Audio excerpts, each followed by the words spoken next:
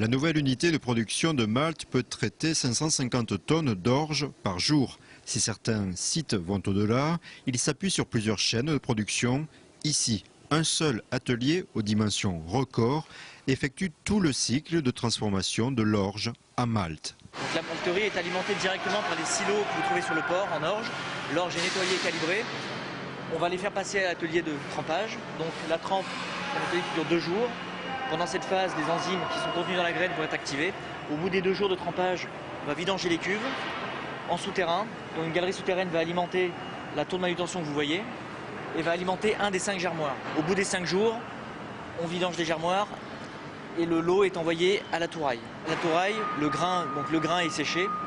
On développe la couleur et l'arôme du malt, ce qui va donner la couleur et l'arôme de la bière. En sortie de touraillage, le lot est envoyé dans l'un des silos où là on nettoie le malt, c'est-à-dire qu'on nettoie de ses impuretés et on le calibre. Ensuite, il va être stocké dans un des silos que vous voyez sur le port avant expédition chez le client. 36 nouvelles cellules verticales pouvant atteindre 50 mètres de haut sont en cours de finalisation. À terme, 8 emplois vont être créés afin de veiller au fonctionnement de ce site fortement automatisé. La protection de l'environnement fait partie des nouvelles exigences des clients. Ici, la moindre mesure d'économie prend des proportions importantes. La malterie va consommer à peu près 1 milliard de mètres cubes d'eau, donc c'est de l'eau qui vient directement de la nappe phréatique. L'usine répond à un cahier des charges client très strict en termes de qualité, mais aussi en termes de consommation énergétique. Par exemple, au niveau du process, on récupère l'eau de condensation qu'on va stocker dans un bassin tampon qui va nous permettre de faire du nettoyage. Ça nous permet de faire des économies de plusieurs centaines de mètres cubes par jour. La production de cette usine est d'ores et déjà réservée pour quasiment une seule marque de bière. La majeure partie du transport sera assurée par des péniches de 1000 tonnes.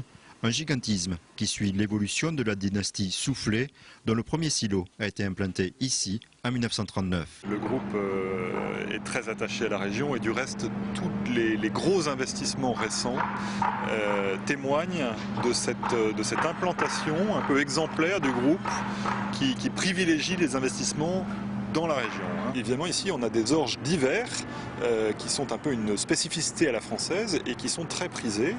Et donc, les orges d'hiver permettent un vrai débouché international. Avec 60 000 m3 de béton, 10 000 tonnes d'acier et 1 million d'heures de travail, il s'agit du plus grand chantier de la région. Le groupe Aubois poursuit actuellement son développement en Europe de l'Est avec des projets similaires.